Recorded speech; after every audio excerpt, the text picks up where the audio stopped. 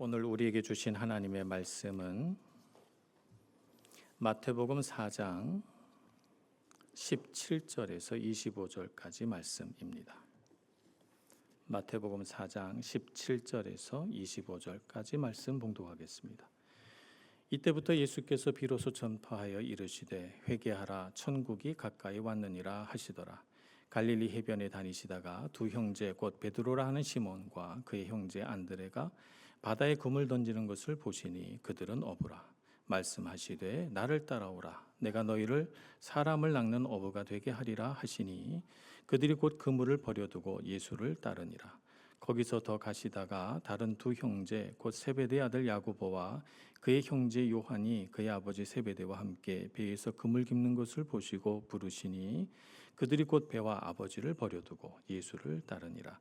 예수께서 온 갈릴리에 두루 다니사 그들의 회당에서 가르치시며 천국 복음을 전파하시고 백성 중에 모든 병과 모든 약한 것을 고치시니 그의 소문이 온 수리아에 퍼진지라. 사람들이 모든 앓는 자 곧 각종 병에 걸려서 고통당하는 자 귀신 들린 자 간질하는 자 중풍병자들을 데려오니 그들을 고치시더라. 갈릴리와 데가볼리와 예루살렘과 유대와 요단강 건너편에서 수많은 무리가 따르니라. 아멘. 예수님은 세례 요한에게 세례를 받으시고 사탄에게 시험을 받으심으로 공생애를 준비하셨습니다. 유대강약까지 내려가셨던 예수님은 이제 갈릴리로 돌아오셔서 예수님의 공생애를 시작하시고 있습니다. 공생애를 시작하시면서 가장 먼저 한 일은 제자들을 부르신 일이었습니다. 오늘 우리 제자들을 부르신 사건을 함께 묵상하면서 우리를 향한 주님의 부르심이 무엇이며 또 우리는 그 부르심에 따라 어떻게 살아야 할지를 함께 생각해 보고자 합니다. 먼저 예수님께서 천국이 가까이 왔다 이렇게 말씀하셨거든요. 천국은 하늘나라라고 우리말로 풀어서 쓸 수가 있습니다. 하늘나라는 하나님의 나라를 가리키는 것입니다. 천국이라고 하는 이 하나님의 나라는 이 땅의 어느 장소를 가리키는 것이 아닙니다. 하나님의 통치와 하나님의 다스림이 이루어지는 상태를 나타낸 말이죠. 예수님은 정치적인 목적을 가지고 당시 가나안 지역 어느 지역에 나라를 세우신 일이 없기 때문입니다. 그렇기 때문에 하나님의 나라라고 하는 것은 어느 지역에 세우는 실질적인 나라를 의미하는 것이 아니라 하나님의 뜻이 온전히 이루어지는 상태를 가리키는 것입니다. 천국은 사람에게 주시는 하나님의 구원과 영원한 생명이 온전히 이루어진 상태입니다. 회개하라 천국이 가까이 왔느니라 라고 하는 예수님의 말씀은 그 하나님의 계획이 이제 시작되고 있다는 의미입니다. 예수님은 하나님의 계획을 함께 이루어갈 제자들을 부르시고 또 회당에서 말씀을 가르치시고 많은 병자, 장애를 가진 자, 귀신 들린 자들을 고치시고 회복시키셨습니다. 이로 인해서 많은 사람들이 예수님을 따르게 되었는데요. 그것은 하나님의 나라 곧 천국 복음을 전파한 결과였습니다. 천국 복음이 전파되는 곳마다 많은 변화가 일어났는데 두 가지 변화가 있습니다. 첫째는 그 변화에 대한 요청을 주님께서 함으로 인해서 부르심을 받아들이는 사람들이 생겨났고 또 그 부르심에 따라서 예수님을 뒤따르는 사람들이 생겨났다는 것입니다. 예수님의 부르심은 처음 시작이 갈릴리 어부들을 향한 부르심으로 시작이 됩니다. 어부들 4명을 제자로 부르셨죠. 복음을 전파하시면서 예수님은 많은 사람들을 만나셨을 것입니다. 오늘 지역을 살펴보면 25절에 보면 갈릴리, 데가볼리, 예루살렘, 유대, 요단강 건너편 등등을 다니시면서 천국 복음을 전파하셨다고 하니까요. 예수님들은 그 많은 지역을 다니면서 정말 다양한 사람들을 만나셨을 것입니다. 그런데 그들 중에서 유독 갈릴리 어부들 4명을 첫 제자로 부르셨습니다. 예수님은 어떤 기준으로 제자를 부르셨을까요? 사무엘상 16장 7절에 보면 이런 말씀이 나옵니다. 여호와께서 사무엘에게 이르시되 그의 용모와 키를 보지 말라. 내가 이미 그를 버렸노라. 내가 보는 것은 사람과 같지 아니하니 사람은 외모를 보거니와 나 여호와는 중심을 보느니라 하시더라고 되어 있습니다. 하나님께서 사람을 보시는 기준은 외적인 부분이 아닙니다. 말하자면 가문이나 학벌이나 지위나 소유의 많고 적음, 이것이 하나님께서 사람을 보는 기준이 아니시라는 말씀입니다.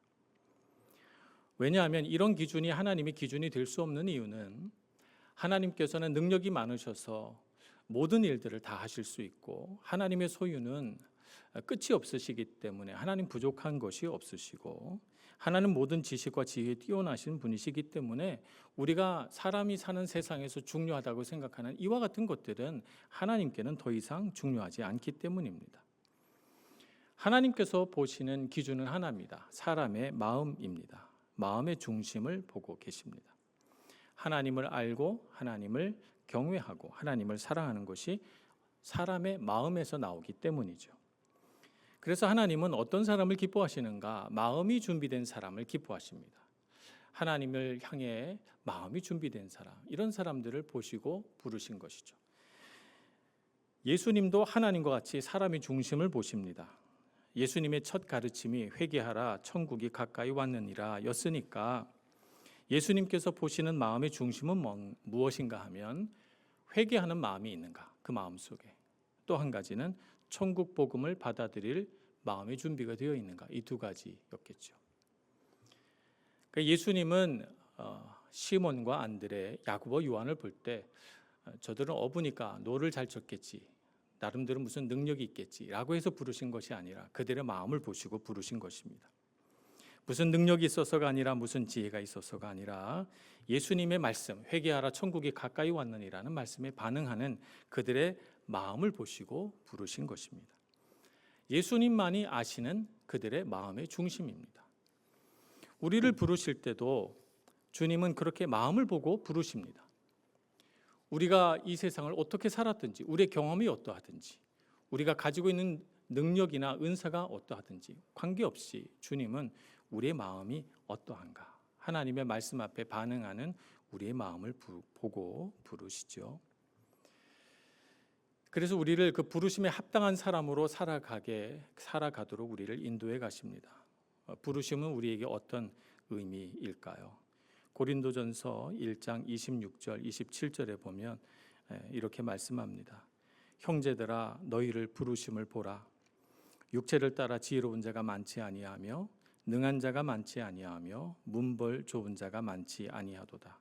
그러나 하나님께서 세상에 미련한 것들을 택하사 지혜 있는 자들을 부끄럽게 하려 하시고 세상에 약한 것들을 택하사 강한 것들을 부끄럽게 하려 하시며 하나님께서 세상에 천한 것들과 멸시받는 것들과 없는 것들을 택하사 있는 것들을 패하려 하시나니 이는 아무 육체도 하나님 앞에서 자랑하지 못하게 하려 하심이라고 했습니다. 하나님의 부르심은 우리가 우리 자신의 것, 우리 육체의 능력을 자랑하지 않고 오직 하나님만을 자랑하게 하시려는 것이 부르심의 뜻입니다. 우리는 부르심 받고 그 부르심에 대하여 내 자신을 자랑할 것은 없습니다. 오직 우리를 부르신 주님의 부르심이 우리의 자랑거리이죠. 우리는 그릇일 뿐입니다. 우리는 보배를 담는 그릇이지 우리가 보배 자체는 아닌 것입니다. 고린도후서 4장 7절에 이렇게 말씀합니다. 우리가 이 보배를 질그릇에 가졌으니 이는 심히 큰 능력은 하나님께 있고 우리에게 있지 아니함을 알게 하려 함이라고 하셨습니다. 우리는 보배를 담는 그릇입니다. 부르심을 받았다는 것은 질그릇 같은 우리 삶에 주님이 찾아오셔서 주님을 우리 마음에 담아주시고 그래서 우리가 보배를 담은 그릇이 되어 그 보배로우신 주님을 자랑하며 살게 되었다라고 하는 것입니다. 그래서 우리에게 부르심은 의미가 있는 것입니다. 나 자신은 질그릇이라도 괜찮습니다. 나무 그릇이라도 괜찮습니다. 우리를 정말 가치롭고 보배롭게 하는 것은 나 자신이 아니라 우리를 부르신 주님의 부르심이기 때문입니다. 보배로우신 주님은 병든 자와 장애를 입은 자와 귀신 들린 자를 치유하셨듯이 오늘도 우리를 치유하십니다. 우리 마음의 근심을 치유하시고 우리 마음의 상한 영을 치유하시고 우리 육신의 병을 고치시고 우리 관계 안에 손상된 관계를 치유하십니다. 주님은 우리를 회복시켜 주십니다. 우리로 하여금 용기 있게 도전하는 믿음의 사람이 되게 하시고 만족하고 감사하며 너그럽고 온유한 사람이 되도록 우리를 이끌어 가십니다. 제자들에게 자신의 삶을 통하여 하나님의 뜻이 무엇인지 삶으로 가르치셨던 것처럼 오늘 우리에게도 주님은 자신의 삶으로 우리를 가르치십니다. 그래서 우리를 부르시고 이끌어 가시면서 주님을 닮아가도록 우리를 인도하고 계시죠. 이제 보배로운 예수님을 우리 마음에 담아서 부르심의 은혜를 찬양하며 살아갈 수 있는 저와 여러분 모두가 되기를 소망합니다. 나 자신을 드러내거나 자랑하지 않고 내 삶 속에 임하신 예수님 그 보배로우신 은혜와 능력과 영광을 자랑하는 저와 여러분 모두가 되기를 간절히 소망합니다. 이 부르심에 따라 반응하는 제자들의 반응을 뒤따름이라고 합니다. 부르심 받은 제자들에게 나타나는 특징들이죠. 20절 말씀에 보면 그들이 곧 그물을 버려두고 예수를 따르니라고 되어 있습니다. 시몬 베드로와 안드레의 뒤따름입니다. 22절에는 야고보 요한이 이렇게 따른다고 기록되어 있습니다. 그들이 곧 배와 아버지를 버려두고 예수를 따르니라고 되어 있습니다. 뒤따름이라고 하는 것은 사람이 마음의 중심으로부터 무엇을 가장 중요하게 여기는가 하는 것을 보여주는 표현이라고 할 수가 있습니다. 돈을 따르는 자는 돈을 가장 귀하게 여깁니다. 돈과 사람 중에 하나를 선택해야 하는 상황이 되면 당연히 사람보다는 돈을 택할 것입니다. 세상에서 성공하는 것을 가장 귀하게 여기는 사람은 성공을 가장 귀하게 여깁니다. 그래서 그의 삶의 성공과 사랑 중에서 선택해야 되는 상황이 된다면 그는 당연히 사랑을 버리고 성공을 선택할 것입니다. 만약 예수님을 가장 귀하게 여기는 사람이라면 그의 삶의 선택의 상황에서 그는 당연하게도 예수님을 따르는 것을 선택할 것입니다. 따라서 뒤따름이라고 하는 것은 내 삶에서 무엇을 가장 귀한 것으로 여길 것이냐라고 하는 문제입니다. 우리는 가장 귀하게 여기는 것을 우리 삶의 우선순위에 놓기 때문입니다.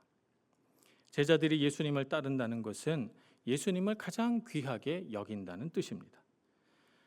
예수님을 뒤따르는 것 외에 다른 것은 그들의 삶에서 우선순위가 되지 못한다는 것이죠. 그들이 배와 그물을 버려두고 예수님을 따랐다는 것은 먹고 마시고 입는 것, 그들의 삶에 먹고 마시는 문제가 더 이상 그들에게 가장 중요한 문제가 아니라는 것을 의미합니다. 그들의 삶에서 가장 중요한 분은 예수님이시기 때문에 그물을 버려두고 배를 버려두고 예수님을 따르는 것입니다.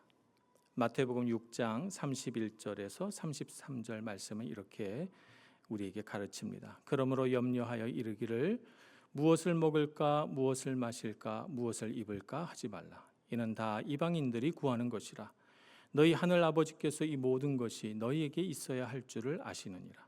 그런즉 너희는 먼저 그의 나라와 그의 의를 구하라. 그리하면 이 모든 것을 너희에게 더하시리라. 하나님의 나라와 그 의를 구하는 삶, 이것이 바로 우리가 주님 앞에서 추구해야 할 삶인 것입니다. 주님 앞에 나와서 주님 뒤를 따르겠습니다 라고 했을 때 제자들의 삶에 가장 우선된 것은 그분이 말씀하신 천국, 곧 하나님의 나라를 그들의 삶에서 누리는 것이고 그 하나님의 나라를 이 땅 가운데 이루어내는 것이라고 할 수 있을 것입니다. 예수님이 전하신 천국 복음, 그것을 추구하는 삶, 그것이 먹고 사는 문제보다 더 중요하다는 것을 행동으로 보여주는 것이 바로 뒤따름이죠. 야고보 요한은 배와 그물을 버려두고 갔을 뿐만 아니라 오늘 말씀에 보니까 아버지도 버려두고 갔다라고 되어 있습니다.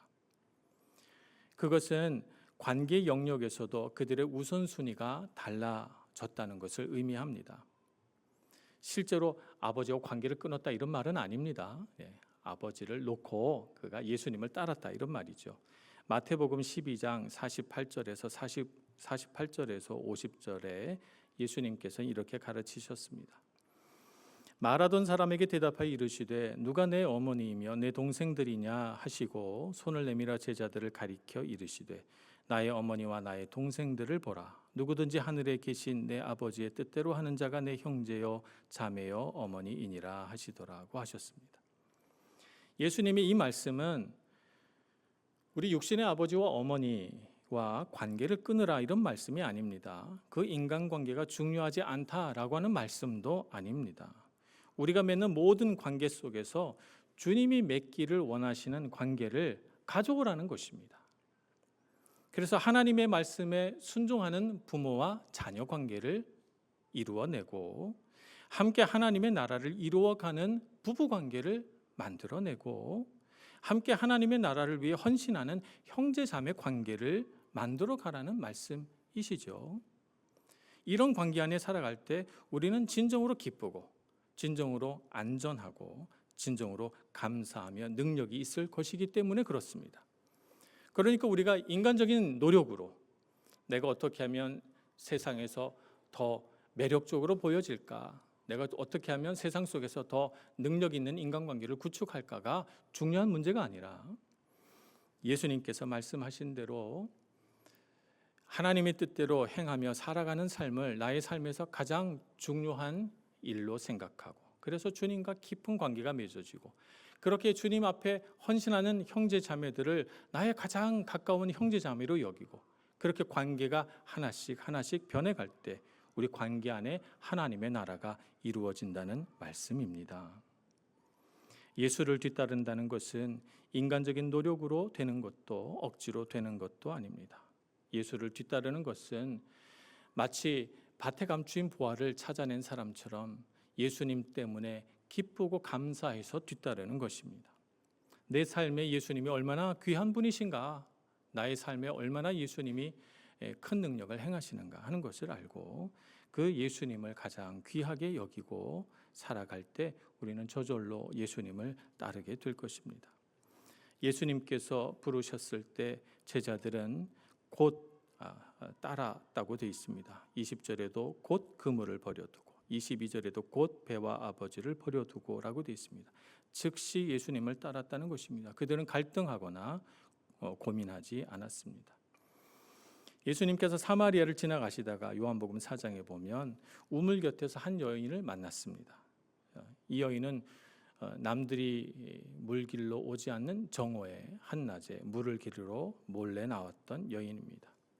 삶에 여러 가지 어렵고 수치스러운 일들이 있었기 때문에 그는 관계가 끊어진 사람이었습니다. 그러나 예수님을 만나고 나서 그 여인은 달라지죠. 요한복음 4장에 보면 물을 기르러 나왔던 물동이를 버려두고 마을로 향해 달려가서 내가 메시아를 만났다, 그리스도를 만났다 전하며 관계가 회복이 되고 삶이 회복이 되는 모습을 보게 됩니다. 보배로우신 주님을 만난 것은 우리 삶의 큰 복입니다. 그분을 알고 그분과 동행하며 그분의 성품을 닮아가는 저와 여러분 되기를 소망합니다. 그렇게 주님을 닮아가는 것이 우리의 기쁨이고 우리에게 주어진 은혜입니다. 로마서 8장 5절 6절 말씀은 이렇게 말씀합니다. 육신을 따르는 자는 육신의 일을, 영을 따르는 자는 영의 일을 생각하나니 육신의 생각은 사망이요 영의 생각은 생명과 평안이니라고 했습니다. 영을 따라가고 주님 안에 있는 그 선한 것들을 많이 이루고 성취하여 하나님 나라 귀한 일꾼으로 쓰임받는 여러분들 되시길 축복합니다. 예수님은 제자들을 부르셔서 하나님의 뜻대로 순종하는 예수님 자신의 삶을 있는 그대로 다 보여주셨습니다. 그분이 십자가를 지고 가는 것도, 그분이 부활하시는 것도 제자들은 다 보았죠. 예수님의 삶은 제자들이 이제까지 본 어떤 사람의 삶과도 같지 않았습니다. 그들은 처음 경험해보는 특별한 경험이었죠. 그래서 그 예수님을 사랑하고 예수님을 경외하고 예수님을 닮기를 바라는 제자들이 된 것입니다. 오늘 우리도 예수님이 하시는 말씀을 따라 말하고 예수님이 하신 일을 나도 따라 일하고 예수님께서 계신 곳에 나도 그곳에 있어서 우리에게 주어진 제자의 직분을 잘 감당하는 저와 여러분 모두가 되기를 간절히 소원합니다. 기도하겠습니다. 자비하신 하나님, 주님의 크신 능력과 은혜를 우리 가운데 부어주시고 우리로 하여금 하나님의 은혜가 얼마나 큰지 날마다 묵상하고 기억하며 살아가게 해주옵소서. 우리의 삶의 형편이 어떠하든지 우리를 부르신 주님의 부르심이 귀한 것을 우리 삶의 형편과 상관없이 깊이 깊이 깨닫고 주님께 더 가까이 나아가 주님의 형상 닮아가는 저희들 모두가 다 되게 하여 주옵소서. 예수님의 이름으로 기도합니다. 아멘.